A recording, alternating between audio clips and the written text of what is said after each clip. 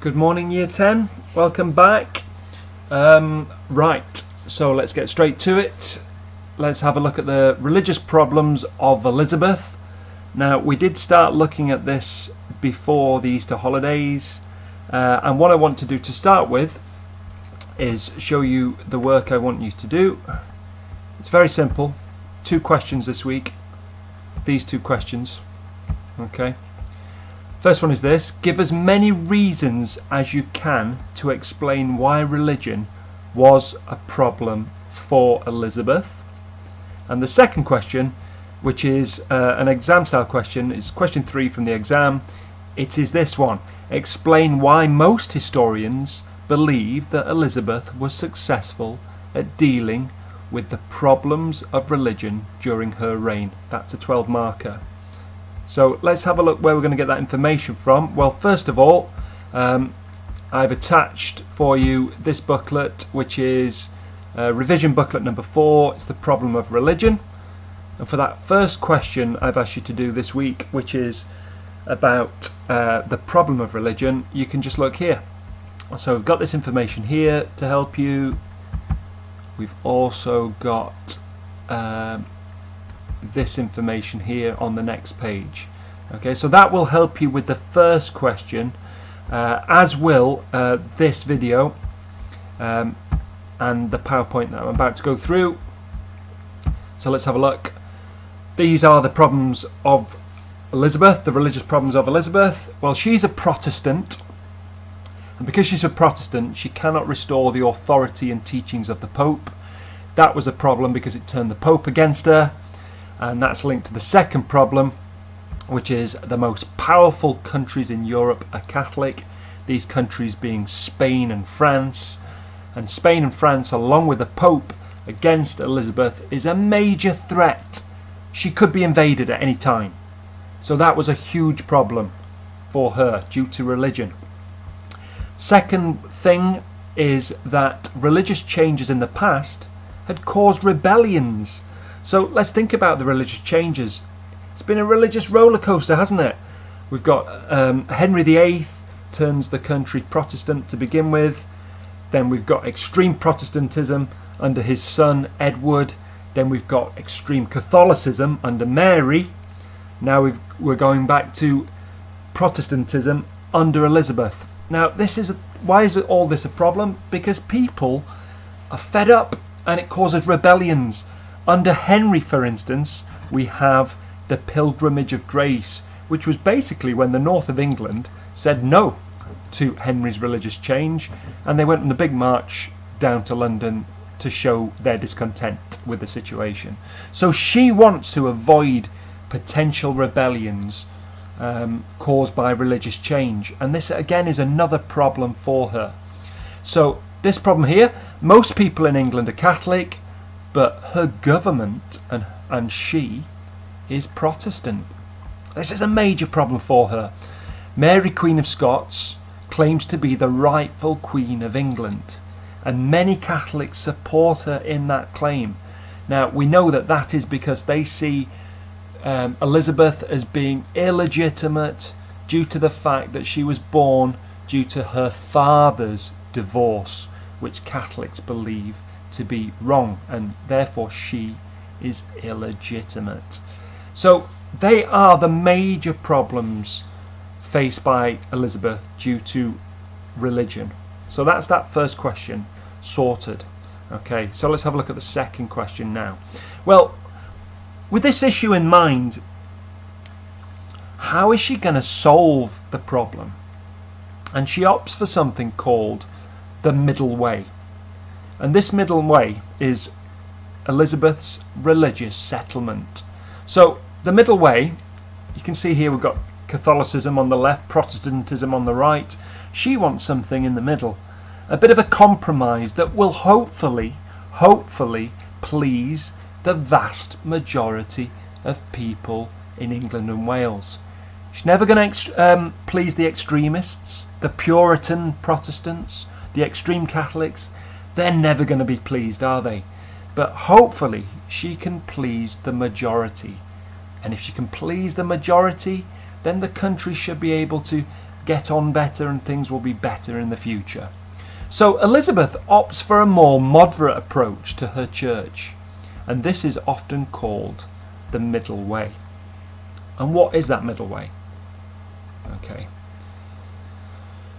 Well, let's have a look. Elizabeth was aware that the majority of the population was conservative in religion and preferred the ceremonies and celebrations associated with the Catholic Church. And what that means, conservative in religion. They didn't like change. And Britain had always been, it had been Catholic for 1,000 years, and people were used to the ceremonies associated with the Catholic Church. They didn't like change. She was aware of that. So even though she was a Protestant, she wanted to allow ceremonies to go on, like had always been the case with the Catholic Church. She wanted to avoid making the mistakes of Edward and Mary. She didn't want extreme and strict policies that had offended and caused resentment in large sections of the population. She felt that that would only weaken her position as Queen. And her sister Mary, Bloody Mary as we know her, by enforcing a strict following of the Catholic faith, had caused people to practice their Protestant faith in secret. Some had been put to death because they refused to become Catholics, and they became martyrs to their faith. And a martyr, as we know, is someone who's willing to die and does die for their faith. And some flee abroad because they're scared of Mary. And basically, Mary's strict approach turns people away from the Catholic faith. She wants to avoid that. She wants to appear to be more reasonable than her sister Mary, and therefore she will hopefully be more accepted. Okay. So, how does she create this middle way? And what is this middle way? Well, this is, in a nutshell, this page here explains her middle way. So she makes Protestantism the official religion of the country. She brings back changes made by Edward's reign when he introduced a new prayer book in English, and she reintroduces that, and that pleases Protestants. She brings the Bible out in English again to please Protestants. Churches are made simpler, and priests are allowed to marry. But she refuses to give way to extreme Protestant ideas. So all these things here, 1, 2, 3, 4 things, would please Protestants, okay? But she refuses to give way to extreme Protestant beliefs because she knows that that will alienate the majority of the population, okay? So with that in mind, she keeps some aspects of the old Catholic Church. So we still have archbishops in England and Wales. We still have bishops and cathedrals, and Puritans didn't want that. But she wanted to compromise to please the majority of people. So she allowed churches to continue using crosses and candles, and she allowed priests to wear their special clothing that made them stand out as priests, which are called vestments. Okay? So these things here are a compromise, aren't they? They're not strictly Protestant, but they're the middle way. They are a middle way. And the other thing is this: she did not persecute Catholics. Now, she could fine them for not attending church. If you didn't go to church, you were called a recusant. Okay, but she did not fine them because she knew that if you didn't go to church, which was a legal requirement in England and Wales at the time, you were probably a Catholic who was practicing Catholicism in secret. Now, she allowed that to happen. As long as you were not obvious with what you were doing, she was going to allow that to happen. Now, that is basically the middle way. So the question is, now, was it successful? Was it a success? Well, let's have a look. Bin lids off, please. So let's have a look at this now. We've got a number of pieces of evidence here. Some suggest, yes, the religious settlement was a success. Some would suggest not so much. So the first one is this. Foreign powers, such as France and Spain, did not react strongly to the settlement. That would suggest that it was a success because these guys didn't invade. So in being moderate with her approach and not being extreme Protestant, they kind of let her get away with it. So yes, that shows that it was a success. And the compromise that we've seen was acceptable to the vast majority of people who at this stage just wanted peace and just wanted stability. So they accepted it, the vast majority of people. So again, another success. The Puritans, however, extreme Protestants, were never happy and consistently pressed Elizabeth to make change. They did this through the Privy Council and through Parliament. There were many Puritans in both. Now, this would suggest that it wasn't a success, but you've got to remember that these people were a minority. They were not ever a majority.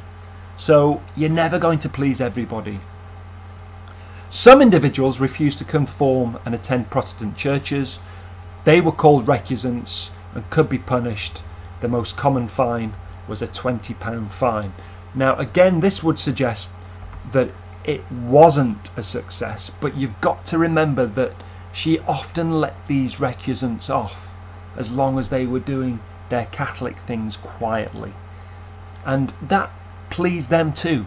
So you could argue that that was actually successful. Now, I think this is a really strong piece of evidence to show that it was successful.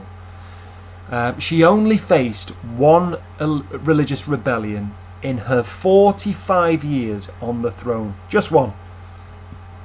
Wow. And that was the rebellion of the Northern Earls, it was called. Now, that shows that it was successful. But in the 1580s and 90s, more extreme reactions to her settlement would emerge. So she wasn't completely successful. And it did not bring about an end, the settlement that is, to religious persecution and discrimination. So people were persecuted for their beliefs. Okay, it did happen, not to the extent of Mary, her sister, but it did happen. Now, all members of the clergy, and who are the clergy? They're the priests, bishops, etc. They're the clergy.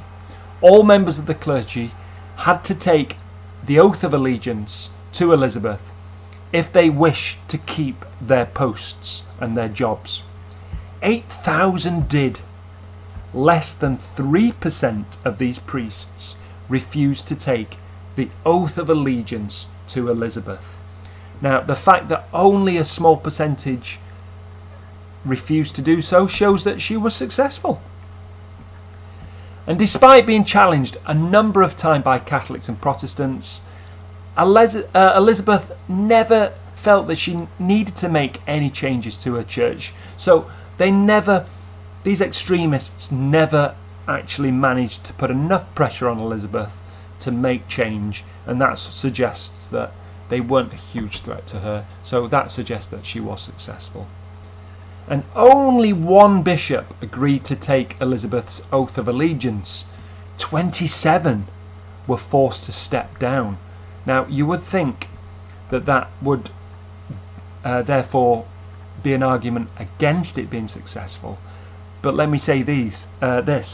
These 27 bishops were very quickly replaced by people and men that Elizabeth could trust.